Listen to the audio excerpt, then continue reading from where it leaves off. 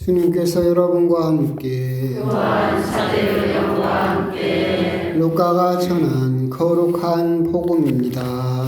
주님 영광 받으소서. 그때 주님께서 말씀하셨다. 너희 가운데 누가 밭을 갈거나 양을 치는 종이 있으면 들에서 돌아오는 그 종에게 어서와 식탁에 앉아라 하겠느냐. 오히려 내가 먹을 것을 준비하여라. 그리고 내가 먹고 마시는 동안 허리에 띠를 메고 시중을 들어라. 그런 다음에 먹고 마셔라 하지 않겠느냐. 종이 분부를 받은 대로 하였다고 해서 주인이 그에게 고마워하겠느냐. 이와 같이 너희도 분부를 받은 대로 다 하고 나서 저희는 쓸모없는 종입니다. 해야 할 일을 하였을 뿐입니다. 하고 말하여라. 주님의 말씀입니다. 그리스도님 참여합니다. 참여 예수님. 오늘은 연중 32주간 화요일 성 마르티노 주교 또 축일입니다.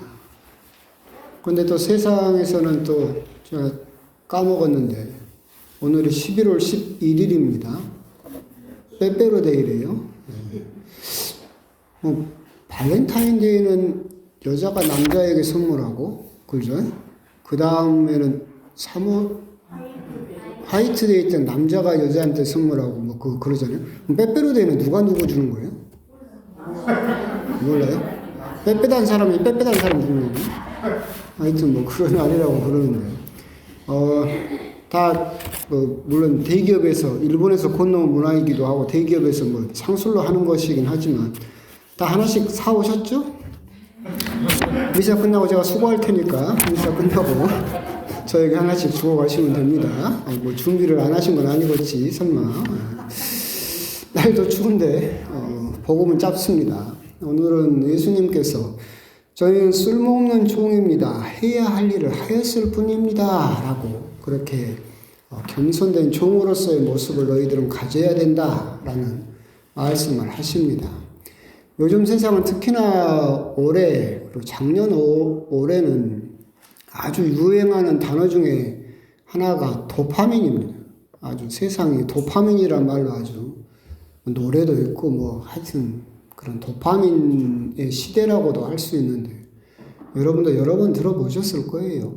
도파민은 이제 신경 전달 물질 호르몬을 부르는 이름인데 보통 쾌락을 가져온다라고 하지만 쾌락 호르몬은 아니고 보상에 따른 것에 따라서 분비되는 그래서 즐거움과 기쁨을 주는 그런 호르몬을 말하는데 이게 재밌는 것 중에 하나가 뭐냐면 보상에 따른 호르몬이에요. 분비가 되는데 그러니까 규칙적이고 예상 가능한 것에서는 분비가 되지 않아요. 그러니까 도파민은 내 예상을 뛰어넘는 보상이 주어질 때만 나와요. 그러니까 여러분들이 이렇게 직장에서 일을 하고 정해진 날짜에 월급이 나오잖아요. 그러잖아요. 월급에는 도파민이 안 나와요.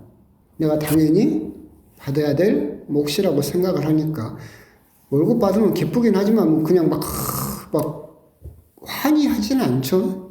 그런데 이제 예를 들어서 내가 예상하지 못했던 갑자기 사장님이 연말 보너스로 내가 얼마를 주겠다. 난 생각지도 않았는데 그런 예상하지 못한 보상이 나에게 주어지면 그때 주어지는 게 도파민이죠.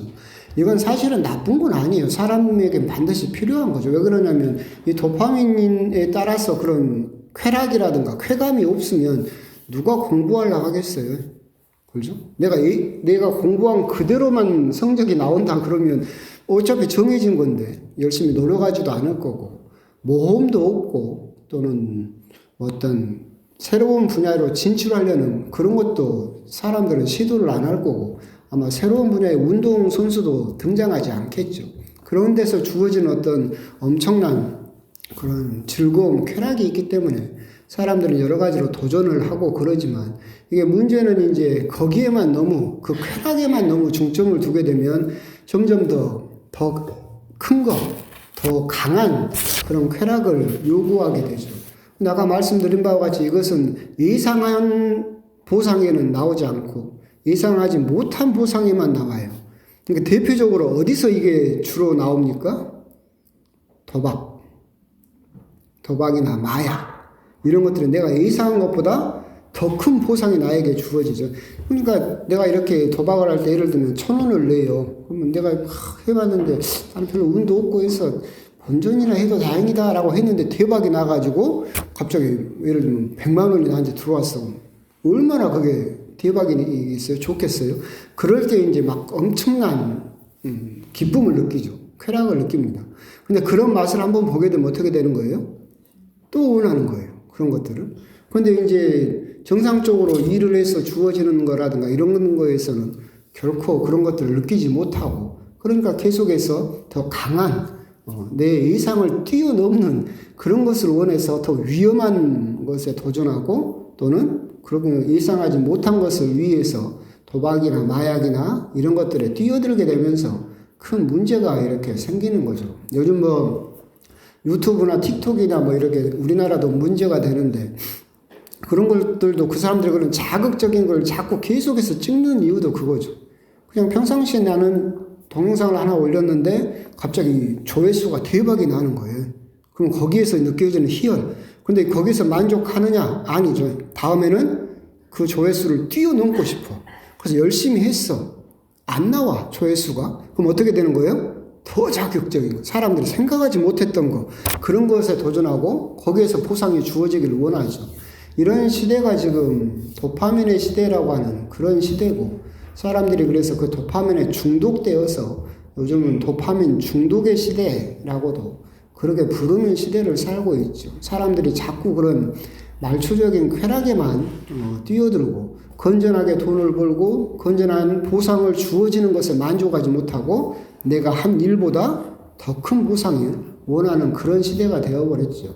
그런데 오늘 복음 보면 예수님께서 뭐라고 하십니까? 저는 쓸모없는 종입니다. 저는 그저 해야 할 일을 하였을 뿐입니다.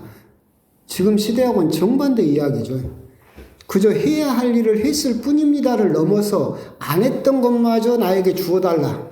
나에게 달라라고 하는 도파민의 시대에 그것마저도 그저 쓸모없는 종입니다. 라고 하면서 보상을 이렇게 어떻게 보면 거부하는 듯한 보상을 거절하는 듯한 말을 너희들은 해야 된다라고 예수님께서는 말씀을 하고 계시고 그 말씀은 결국 지금 시대 조류 세상 사람들이 도파민에 중독되어가는 이 시대에는 정말 어떻게 보면 정반대의 말씀을 우리들에게 하고 계신다라고 하는 거죠.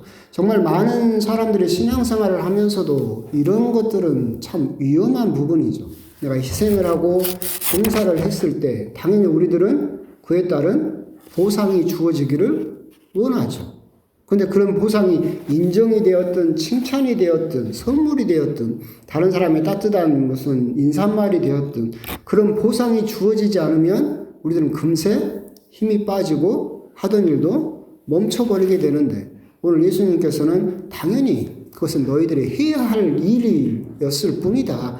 거기에 대해서 어떤 공을 드러내고 어떤 보상을 청하지 마라 라고 하시는 것은 사실 우리들에게는 큰 도전이고 어떻게 보면 좀 위험한 일일 수도 있겠죠. 생각을 해보십시오. 요즘 같은 도파민 시대에 희생하고 봉사했어요.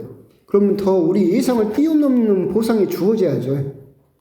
안 그래요? 내가 성당에서 희생하고 봉사를 했어. 근데 예상하지도 못했는데 로또 1등에 당첨이 됐어. 그 정도는 돼야 내가 성당에서 희생하고 봉사하는 맛이 나지. 안 그래요? 내가 희생하고 봉사했는데 주임신부님이 칭찬했어. 그건 당연한 거야. 그 정도는 내가 예상한 범위야. 근데 이 예상을 뛰어넘는 범위가 나에게 주어져야지. 그죠? 막 성당에서 희생하고 봉사하고 열심히 막 노력했더니 갑자기 연말이라고 사장님이 보너스 1억을 준대.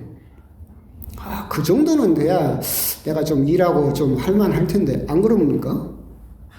안 그래요?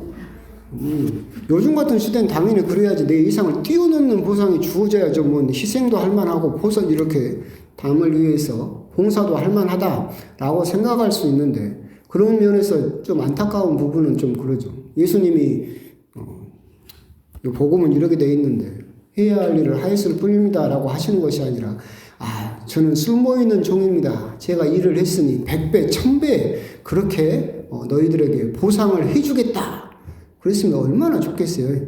이 추운 날 여기 빈자리가 있을까? 없을 거예요. 100배, 1000배의 보상을 약속했다라고 한다면 정말로 많은 사람들이 예수님을 정말로 더 좋아하지 않았을까라고 생각이 들지만 예수님은 정반대의 말씀을 하고 계신다. 왜 그럴까 생각을 해보면 간단한 일입니다. 몇 번이라도 이렇게 계속해서 말씀드렸던 것처럼 우리가 하느님을 위해서 기도를 하고 하느님을 위해서 희생하고 봉사하는 것은 누구를 위해서 하는 거라고 그랬습니까? 나 자신을 위해서 하는 거예요. 솔직하게 말해서.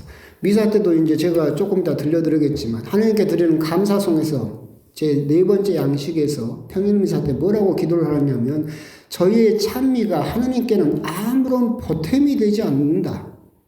그러나 우리 구원에 도움이 되나이다라고 기도를 하죠. 하나님은 완전한 분이시에요. 완전하다라고 하는 것은 필요한 것이 아무것도 없다라는 뜻이에요. 근데 우리들은 기도하고 희생하고 봉사하면 하나님을 위해서 그 말은 맞죠. 하지만 이게 없으면 하나님이 마치 뭔가 부족한 것처럼 생각할 수 있겠지만 하나님은 완전하신 분이에요. 우리의 기도와 희생과 봉사가 굳이 하나님께 필요하지 않아요. 그런데 우리가 그걸 하는 이유는 뭐예요? 내가 구원받으려고 하는 거예요. 나 잘 되려고 하는 거지. 그러면 내가 나 잘 되려고 열심히 했어. 그런데 보상이 주어지지 않는다. 그것도 말이 안 되는 거죠. 생각을 해보십시오. 여러분 자녀가 열심히 공부를 해가지고 좋은 대학교에 합격을 했어요. 좋은 대학교에 합격하면 누가 좋습니까? 지가 좋지 엄마가 좋을 일이 뭐가 있대요? 물론 이제 옆집 엄마한테 자랑할 수는 있겠지. 내 아들 어디 합격했다고. 근데 좋은 대학에 들어가서 뭐 인생이 그렇게 좋은 길을 걷게 됐다라고 한다면 궁극적으로 누가 좋아요? 지가 좋지. 그렇죠? 근데 그렇게 딱 좋은 대학 합격했으니까 엄마에게 물어보면 엄마 내가 여기 합격했으니까 나 차 사줘. 아이들도 그런 애들 많이 있잖아요. 누구를 위해서 마치 공부한 것처럼 이야기하는 거예요? 엄마 아빠를 위해서 마치 공부한 것처럼. 저 잘 되는 거고 네가 좋은 일인데 사실은 그것은 마치 다른 사람을 위해서 공부한 것처럼 애들이 생각하는 것처럼 우리 역시도 기도를 하고 희생을 하고 봉사를 하는 것은 나 잘 되는 길이에요. 나 구원받으려고 하는 건데 우리들은 그걸 하고 나서도 뭘 원하는 거예요? 보상을 원하는 거죠. 그 보상도 이제는 요즘 시대 조류에 맞게 내 예상을 뛰어넘는 보상을 해줘야만 그나마 우리들은 희생을 하고 봉사를 해야 되는, 할 수 있는 그런 시대가 되어버렸다. 안타까운 이야기지만 사실은 우리 교회에도 그런 부분이 많이 들어왔어요. 옛날에는 이것도 이제 제 꼰대 기질이고 요즘 시대 조류가 바뀌었으니까 저도 본당에서는 다 그렇게 하는데 옛날에는 교리교사를 알고 성당 반주를 하면 돈을 안 줬어요. 그건 봉사니까. 근데 이제 개신교에서부터 넘어와서 우리 서울에서부터 시작을 했죠. 그래서 반주자나 교리교사들에게 돈을 주기 시작을 해요. 그러다 보니까 이제 어떻게 되냐면 우리 광주도 그렇게 주다 보니까 저도 큰 분당 있을 때 당연히 줬는데 제 본당에서 지휘자가 있었어요. 우리 지휘자도 돈을 주고 매달 반주자도 돈을 주는데 지휘자가 갑자기 그만두는 거예요. 무슨 일이냐고 그랬더니 개인적인 사정이 있다고. 근데 다른 본당에서 10만 원을 더 올려주기로 했대. 그래서 가버렸어. 우리 지휘자가, 성가대 지휘자가. 그런 걸 보면 참 안타깝다라는 생각을 해요. 그리고 난 안타까워. 나중에 내가 그 본당 발령 나면 내 얼굴 어떻게 보려고 그랬을까? 하여튼. 그랬는데, 주어지는 보상을 이제는 너무나 그걸 당연하다고 생각하는. 그리고 그걸 뛰어넘는 보상을 해줘야만 내가 일을 할 수 있다고 생각을 하는 거예요. 교리교사가 되었든 해설자가 되었든 반주자가 되었든 궁극적으로는 봉사하는 거죠. 그 봉사는 누굴 위해서 하는 거예요? 나 잘 되려고. 내가 구원받으려고 하는 거예요. 근데 거기에 사회적인 자본주의적인 논리가 들어가서 보상이 주어지지 않으면 우리들은 희생도 봉사도 하지 않으려고 하는 시대가 되어버렸다. 정말 궁극적으로 건전한 성숙한 신앙은 무엇이냐라고 한다면 보상을 바라지 않지만 보상이 주어지는 신앙, 그리고 거기에 감사할 수 있는 신앙, 그게 건전한 신앙이고 성숙한 신앙이죠. 다른 사람의 손을 씻겨주려고 하면 누구 손이 먼저 깨끗해져요? 내 손이 먼저 깨끗해져요. 다른 사람 눈앞을 밝혀주려고 등불을 들면 누구 눈앞이 먼저 밝아져요? 내 눈앞이 먼저 밝아져요. 다른 사람을 기쁘게 하기 위해서 노력하면 누가 먼저 기뻐져요? 내가 먼저 기뻐져요. 나는 그런 보상을 바라지 않았어요. 다른 사람을 위해서 나는 보상을 바라지 않고 그 일을 했는데 보상을 바라지도 않았지만 보상이 누구에게 주어졌어요? 나에게 주어졌어요. 그래서 그것을 감사할 수 있는 신앙. 너무나 당연한 보상, 내가 받아야 될 몫이다라고 생각하는 것이 아니라 나는 그런 보상을 원하지 않았고 내 구원받기 위해서, 내가 하느님 나라 가기 위해서 그 일을 했어요. 근데 나는 기대하지도 않던 보상이 오히려 나에게 주어지는 거죠. 그걸 보고 감사할 수 있는 신앙, 그게 성숙한 신앙이고 건전한 신앙이에요. 다른 사람을 행복하게 해주기 위해서 했는데 누가 먼저 행복해져요? 내가 먼저 행복해지는 거예요. 그걸 보고 감사할 수 있는 사람, 그게 바로 건전한 신앙이고 우리가 가져야 될 신앙의 모습이다. 그게 오늘 복음 막바지에서 하셨던 말씀. 저희는 쓸모없는 종입니다. 해야 할 일을 하였을 뿐입니다. 나 구원받기 위해서, 나 하느님 나라 가기 위해서 그걸 했을 뿐이에요. 근데 하느님께서는 거기서 멈추지 않고 우리들에게 기대하지 않는 다른 보상들을 우리들에게 주시죠. 그럼 그걸 보면서 우리들이 함께 기뻐하고 함께 감사할 수 있는 신앙을 우리들은 가질 수 있어야 되겠다. 우리 역시도 나중에, 지금도 그렇고 나중에도 성당에서 여러 가지 기도를 하거나 희생하거나 봉사할 때 항상 그런 마음을 가지고 있어야 된다. 이것은 누구에게 자랑하려고 하는 것도 아니고 하느님에게 충족시켜주기 위해서 하는 것도 아니고 이 모든 일은 나 위해서 하는 일이다. 하지만 거기에 하느님께서는 거기서 멈추지 않고 내가 기대하지 않았던 보상까지도 주실 수 있는 분이다. 그리고 그 보상을 보고 우리들은 감사할 수 있는 그런 신앙인이 되어야 된다라는 것을 항상 마음에 좀 품고서 그렇게 신앙생활을 하셨으면 좋겠습니다. 아멘.